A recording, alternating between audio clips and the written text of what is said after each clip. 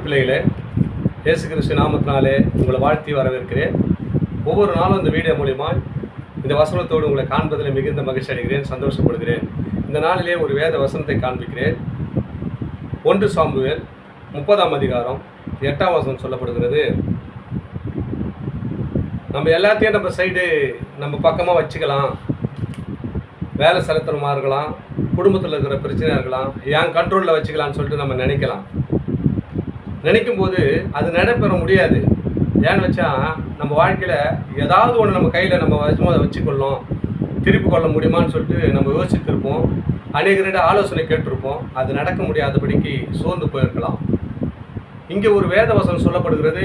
ஒரு தாவீது என்ற ஒரு மனுஷன் இருந்தாருங்க. அவர் கர்த்தரை நோக்கி, நான் அதை பிடித்து கொள்ள முடியுமா, இந்த தேசத்தை இந்த பட்டணத்தை நான் சுதந்தித்து கொள்ள முடியுமா என்று ஆண்டவர் கேட்குறாரு, விண்ணப்பத்தை வைக்கிறார். ஒரு தாவீது என்ற ஒரு மனுஷன்.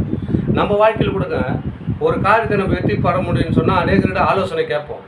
தாய் தகப்பனோட ஆலோசனை கேட்போம், சகோதரிகளோட ஆலோசனை கேட்போம், ஃப்ரெண்ட்ஷிப்புக்கிட்ட நிறைய ஆலோசனை கேட்டு இதெல்லாம் நான் தொடர்ந்து இதை வெற்றி பண்ண முடியுமா, வெற்றி பெற்றுக்கொள்ள முடியுமா அப்படின்னு நினைக்கலாம்.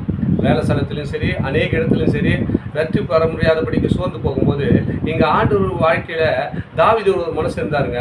அவர் கூட என்ன பண்ணார்னா, இதை நான் பிடிக்க மாட்டானா, சோர்ந்து போய் ஆண்டவர்கிட்ட போய் விண்ணப்பத்தை வைக்கிறார். அந்த வசனத்தை கொஞ்சம் கூர்ந்து கவனிங்களேன்.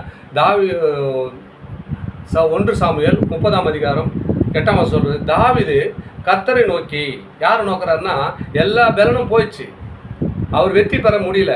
அதனால் என்ன பண்ணுறாருனா, யாரை நோக்கிறாருன்னா, முதலாவது கர்த்தரை நோக்கிறாராம். கர்த்தரை நோக்கி, நான் இந்த தண்டையை பிடித்து தொடர்வேனோ, அதை பிடிப்போனோ என்று கேட்டான். அதற்கு அவர், அதை பின்தொடர், அதை நீ பிடித்து சகலத்தையும் திருப்பி கொள்வாய் என்றார். ஏன்னா நான் யாரை நோக்கிறேன்னு சொன்னால் கர்த்தரை நோக்கினாருங்க. உங்கள் வாழ்க்கையில் கூட அநேக காரியத்தில் நீங்கள் தோல்வி அடைஞ்சிருக்கலாம்.